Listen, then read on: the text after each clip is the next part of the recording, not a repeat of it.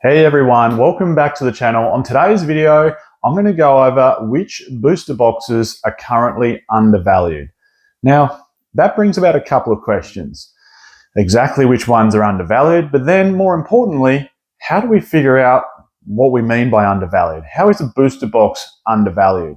Before we jump into that though, if you haven't subscribed to the channel, please do so. And if you want to become a channel member, that would be greatly appreciated. You can join up from the home screen. And once you are a channel member, you can ask me any Pokemon investing related questions via email. I get heaps of emails and I'll always get back to you in a timely manner. Anyway, onto the topic at hand. Booster boxes, undervalued.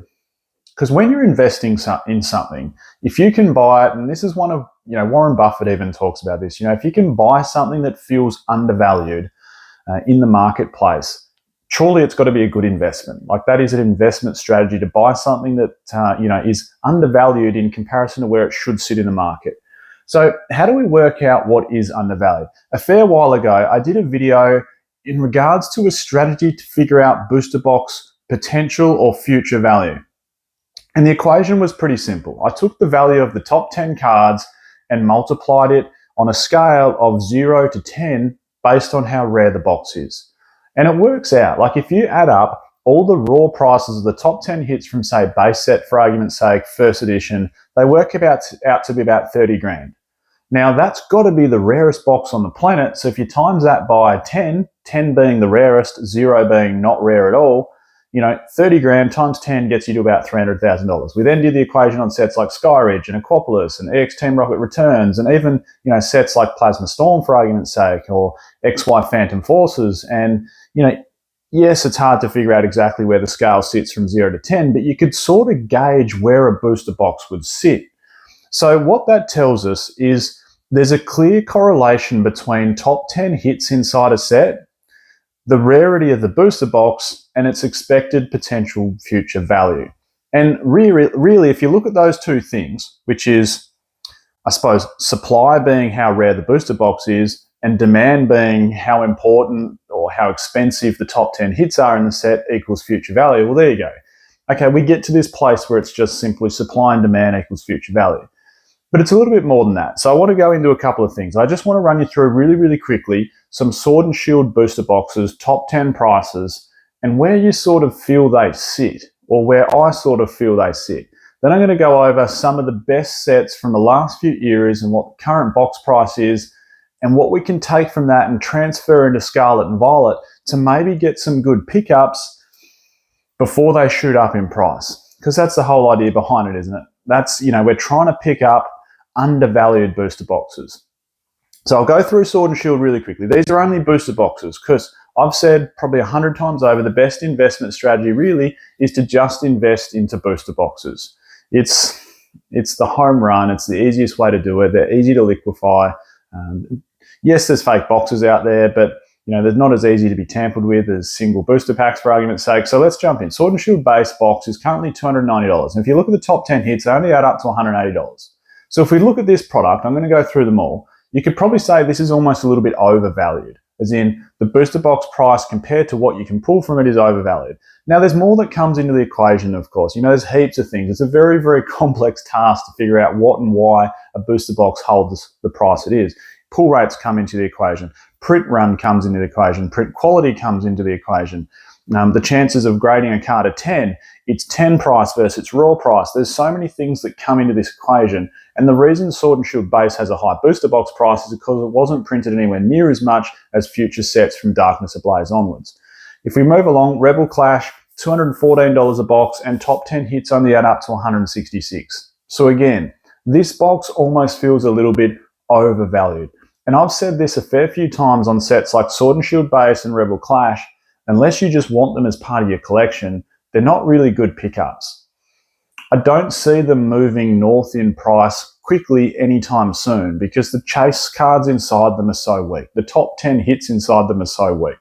Next one, Darkness Ablaze, $149 a box, and top 10 hits equals $79. I've said this 100 times about Darkness Ablaze. There's really not much in that set. Even just the regular VMAX Charizard, that's your biggest chase inside the set. You could pull every single hit, top 10 hit inside Darkness Ablaze twice, and you're still only at the booster box price. Like, it just makes no sense, that booster box. So is that undervalued? No. Will it ever be worth more than $150? Yes, because Pokemon's Pokemon and Pokemon will do Pokemon things. Eventually that box will get scarcer and rarer, and people just want to buy it to have as part of their sealed collection because it's got Charizard in the box. Vivid Voltage, box price $137. Top 10 hits equal 206. Obviously made up mostly by that Rainbow Pikachu, which is an amazing chase. It's a beautiful chase. It was a really good set when it came out. The sentiment towards Vivid Voltage was massive. It was so popular. Is it as good as the sets that follow? No. Is it undervalued? Also probably no. But then again, it'll get older and rarer and scarcer, and it'll move to a place like Sword and Shield base, where both Darkness Ablaze and Vivid Voltage will eventually be $300 boxes. They just will, because eventually, whether it's 3 years or 4 years or 5 years, they'll get rarer and rarer and rarer. One's got Pikachu on the box and one's got Charizard on the box. The two most famous Pokemon when you think of the Pokemon brand. Next one, Battle Styles, $137. Top 10 equal $431. So here's a question. Based on Battle Styles booster box price and its top 10 hits, is it undervalued? The stats here would probably say it is a touch undervalued. Now that same thing, that box will get scarcer and scarcer, and eventually people will realize, you know what? Yes, pull rates are tough in it.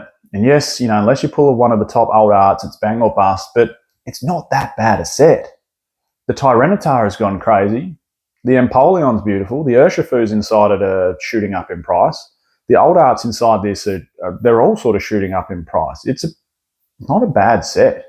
It's not the worst in the Sword and Shield block, that's for sure. Chilling Reign, here's probably the one that I still feel is the most undervalued using this equation. Its booster box price is $230, and the top 10 hits inside this set add up to $1,030. $1,030 for the top 10 hits, and it's only a $230 box. Now hold on to that thought when it comes to Chilling Reign top 10 hits equaling $1,030, because I'm going to show you a set soon from Black and White era where currently the top 10 hits add up to a very similar price, and you'll be surprised how much that booster box is worth. So is Chilling Reign undervalued? Based on this equation, yes it is. Next one, Evo Skies, box price $700, top 10 hits add up to $2,922. Again, hold on to that figure, $2,922, because I'm going to show you a Sun and Moon set that also doesn't even come close to Evolving Skies' top 10 hits price. That set is just an absolute anomaly. And at $700 a box, is it undervalued? Based on this equation, yes, it's still undervalued. That box price will move up. Yes, it's been fluctuating, $650, $750, $800, back down to $700 now.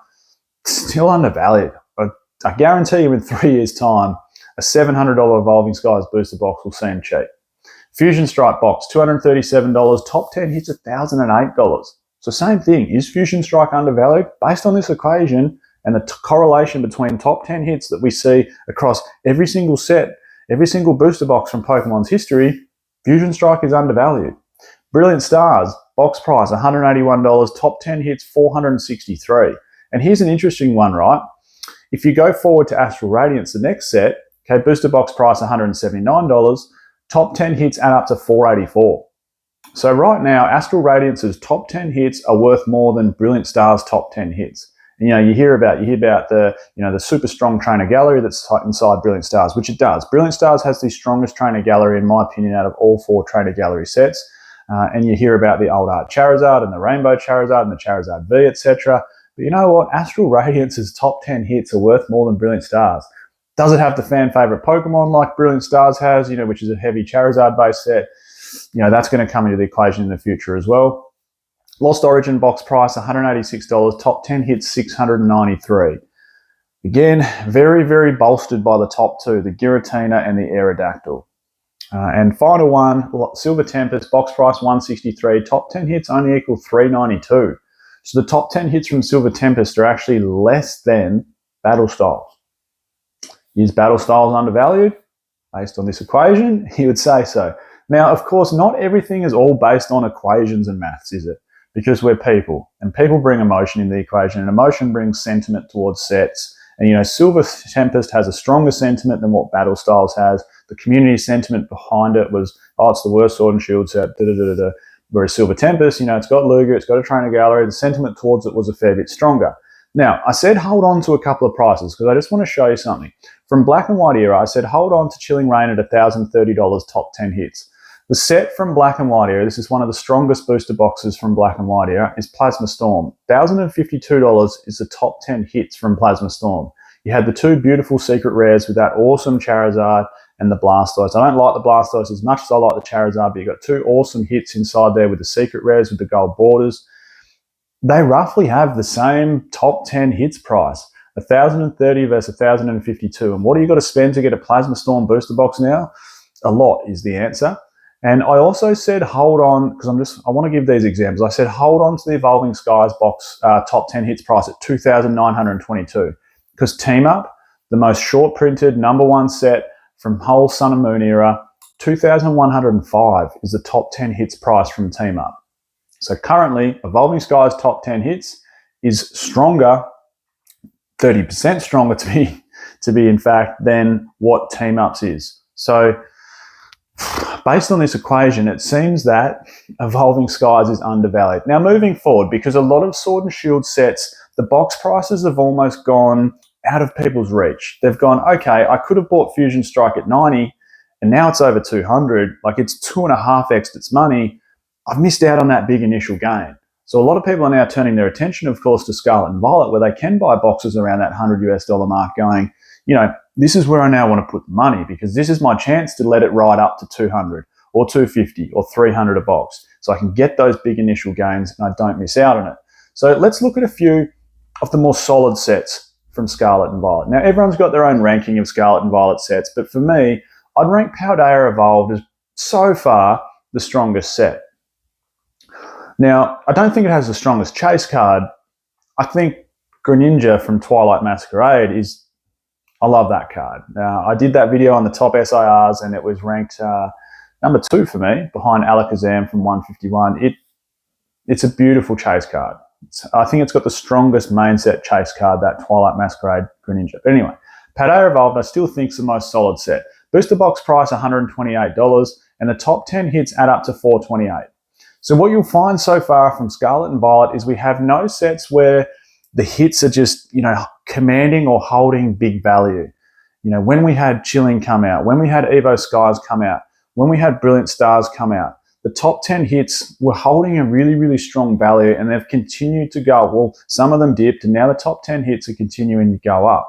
Yes, some of them have corrected a little bit. I know we've seen a bit of a correction in some of the old arts. But anyway, Temporal Forces as well, $104 a box and top 10 hits are $416. So they're really, really similar to Paldea Evolved. And here's another, I wanted to get into a point on Temporal Forces in a second, but with Twilight Masquerade, right, it's almost too early to tell. This box is, you know, retail about $107 and top 10 hits add up to $667. So currently, Twilight Masquerade has the highest top 10 hit value out of all Scarlet and Violet sets. Now, here's the argument I wanted to make, and I wanted to use Temporal Forces as the example. The same thing happened with Temporal Forces. You know, it came out of the gate, prices were like, it's so unstable, the prices for the first 3 to 6 months. And then we saw this shoot up, didn't we, of a lot of those Temporal Forces cards. You know, we saw cards like the Ghastly go bonkers, Morty's Conviction go bonkers. Even cards like the Raging Bolt EX go bonkers. And the value just shot up of the top 10 hits. The same thing's happening with Twilight Masquerade at the moment. That Greninja card is, I think it's north of $200 on TCG Player Raw. Like it's shot to the absolute moon.